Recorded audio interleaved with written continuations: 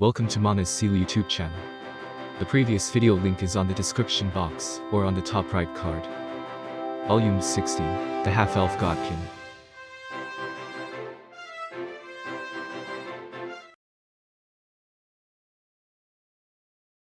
Zesshi started spinning the great scythe above her with a deliberate motion. The sound of the blades cutting through the air filled the room. The girl stood, still, observing, taking on a completely defensive stance. Little by little, by a nail's length each time, Zesshi approached the girl.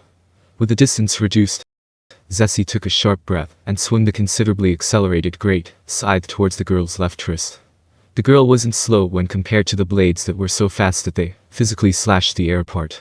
Instead, it felt like she intended to take the hit, again like a machine, while getting ready to land a blow on Zesshi.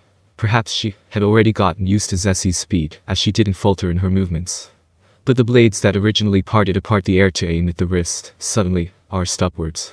A change in the pattern repeated till now. Zesshi was aiming for the neck this time. Would the girl die if she sent her neck flying? Improbable, considering what she felt from the previous hits. However, her neck was exposed just like her navel. It could be a trap as well, but if she managed to hit her, it would be highly likely that she could hurt her just like when she cut her abdomen. If she did manage to do that, she could probably wound her enough to turn the tide of the battle with all of her class skills put to use in a single strike. From their exchanges till now, Zesshi understood that she was the better fighter. It was for this very moment that she didn't use any feints till now, she only used simple attacks. The girl who got used to Zessi's simple-minded attacks would be taken by surprise by the sudden change, just like when she used martial arts before and would fail to defend her neck. The great scythe slashed the girl's neck, and Zesshi caught the staff's blow in return. She endured the pain but still ended up letting out a whimper. Zesshi took a great leap back and then widened her eyes. Not again. There wasn't even a drop of blood coming out from the girl's neck, but there was a faint slash mark left behind. It was impossible for the girl to be unhurt. Maybe she had an ability that nullifies strikes at vulnerable points. In that case, many of the skills Zesshi had learned wouldn't even trigger. Is she even really alive? Maybe, is she an undead made by the Sorcerer King? The girl probably sensed Zessi's discomposure as she hesitantly put a proposal forward. Excuse me. Would you surrender, please? You see, I will not cause you any more pain if you do that, and will guarantee your safety afterward. Zessi's impression of that was nauseous, to say the least. It had been the same since before, but she couldn't even sense a hint of hostility or killing intent from the girl's attacks. Whether this could be considered gentleness or something different depended on the person, but it was hard to think that the opponent was being gentle when she was trying to cave her head in, just because she wasn't being hostile or showing killing intent. Zesshi felt disgusted from the bottom of her heart by this girl. She could be her niece, but Zesshi didn't feel even a bit of familiarity with her. If the proposal had been from pity or sense of superiority, she might have felt unpleasant, but then she at least wouldn't have been so disgusted. She couldn't feel such emotions from the girl. It's reasonable if she is just an undead without emotions who is just acting the part. She felt everything about the girl was incoherent, making her wonder if all of her words and actions had been an act. However, that wasn't the important thing, right now. Zessi's personal opinions on her character were irrelevant. The important thing was how she should proceed here to break through the situation and lead to a result that was beneficial to her. She could try acting like she was willing to surrender if that could lead to some advantage. I am fine with Cern. Zesshi suddenly turned silent. That's right. It was better to limit talking to when one needed to stall for time or when one had won. And was the girl winning? No. There wasn't a clear victory yet. The girl had a slight advantage, but that's all it was. In that case, couldn't it be that she started talking because she was stalling for time? Tis. Clicking her tongue loudly, Zesshi again reduced her distance from the girl. Even if she attacked using martial arts or from range, the opponent had the magic from the scrolls. She didn't know how many were left and where she was storing them, but assuming the worst case scenario that she still had a lot left, a battle of attrition would be to Zessi's disadvantage. Luckily, it could be conjectured that the opponent didn't have any means to attack long range, except for the scrolls. If she had any, she wouldn't need to use scrolls in the first place. Does she have rogue-type classes that focus on using scrolls like this? No, she casts something like a self-strengthening spell by herself, so it's very unlikely. Zesshi didn't have any effective long-range attacks either, so she thought there was no chance of victory in fighting from a distance. Then what about a close-quarters fight? Not a bad idea. So Zesshi chose to fight like this. This time, Zesshi aimed the great scythe at the girl's face. Maybe she couldn't let her face get wounded. The girl deflected the scythe with her staff. Even Zessie's hands became numb from the force of the collision. The girl counterattacked with her staff, swinging it down in a large arc. Zesshi easily avoided that by activating both greater evasion and instant counter at the same time. They were evenly matched, or maybe not. Maybe the difference in their ability, as combatants the ability to predict an opponent's actions and adapt one's own, to match them was finally showing itself on the surface. The scales were somewhat leaning to Zessie's side now. That said, no matter what amount of damage she did to the enemy, the girl could instantly turn the tide with a heal, and she would lose in the end with certainty. Should I use them here then? Zesshi held 2 trump cards. One was a skill that was a surefire way to kill the opponent. The other one was an extremely adaptable skill. She could use the latter to either kill the opponent or to escape, so she shouldn't be using that so easily. Then, should she use the first one here? The girl showed pain when she was hit, but was she really feeling it? There would be no end to it if Zesshi started doubting that. All of Zessi's conjectures till now were based on assumptions, so they could all be wrong. Perhaps her opponent really was a cute girl who disliked fighting as she appeared to be. Even so, she couldn't help but feel a certain sense of anomaly from the girl. What should I do if there are others here who are on par with this girl? I am not sure if it's good to use it here, but ideally, I want to kill this girl before she can reveal her trump card. Is it possible though? If asked whether she could do it or not, she could only answer, I don't know. If those were all the scrolls of heal she had, then she could probably succeed, but it was impossible to finish this quickly. Of course, Zesshi continued to act even as she contemplated. She was slashing continuously with her scythe, but she wasn't able to make the girl bleed.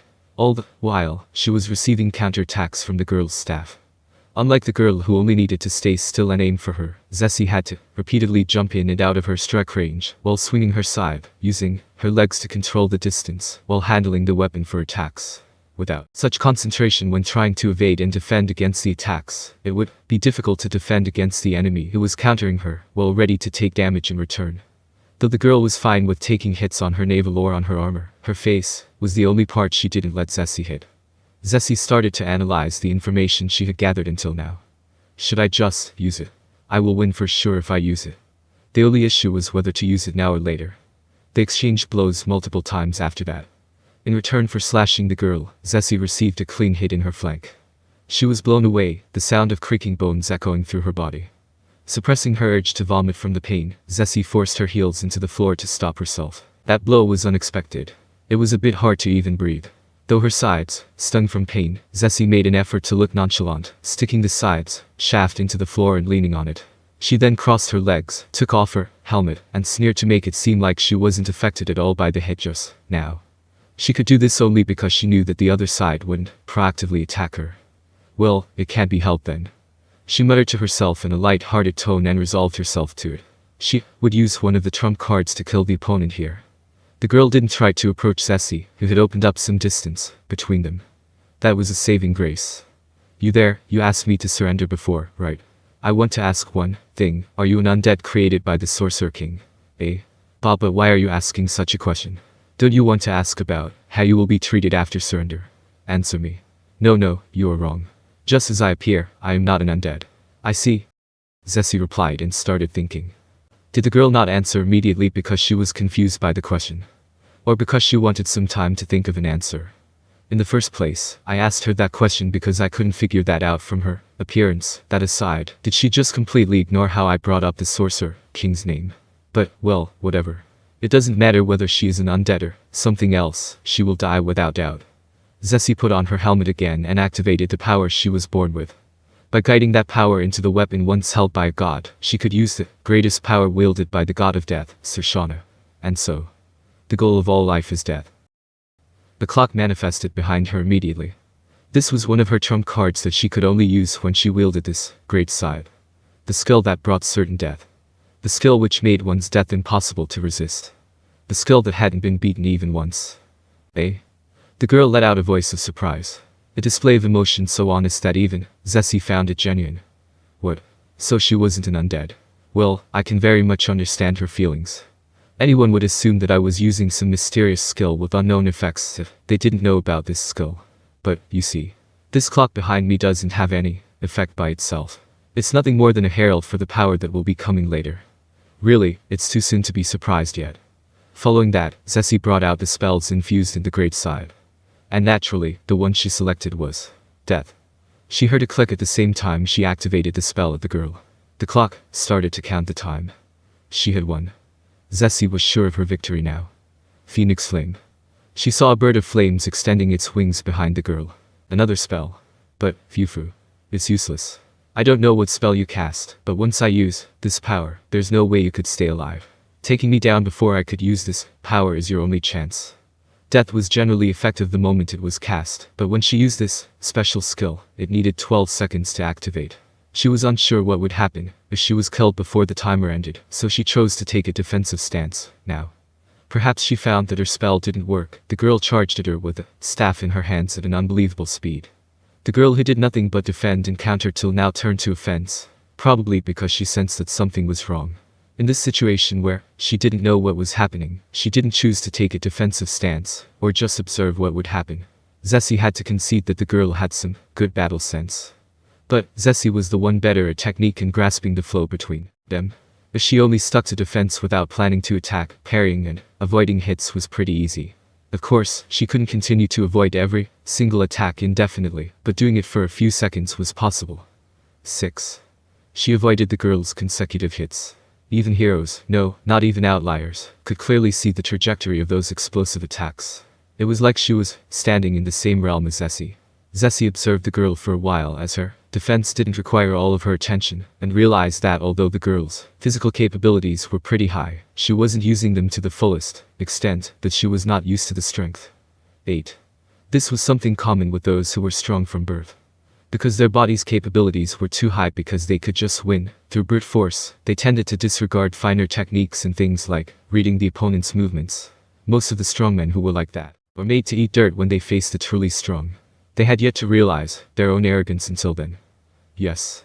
Just like the girl before her. 11. This is the end. Farewell. Evading another one of the girl's attacks that would have caused cerebral concussion in ordinary people just by grazing them, Zesshi bid farewell to the girl. The girl made her nauseous in a way that was difficult to put into words, but looking at her now after she had confirmed her victory, she was pretty cute. When she thought about it, the girl was still too young to understand everything. The sin didn't belong to this girl, but to the parents who raised her. Zesshi deflected another blow while ignoring a chance to attack and then noticed the abnormality. The girl didn't die. Her mind went blank for a moment. The opponent didn't die from the skill that brought certain death. Then, Zesshi probably miscounted the time. That's the most likely reason. Splitting the time during her training, this was the first time she had fought someone so strong. It probably made her tense and she just didn't notice it. Counting time accurately in such a mental state would be difficult. A simple mistake. 2. So she counted 2 seconds more, slowly at that. But the girl didn't die. The girl was energetically making cute sounds like and ya, which didn't match the fearsome blows that accompanied them. But how? She couldn't understand. A skill that absolutely killed. A skill that killed even the undead and the lifeless golems, though even Zesshi couldn't understand how it did that. But it didn't manage to kill this girl.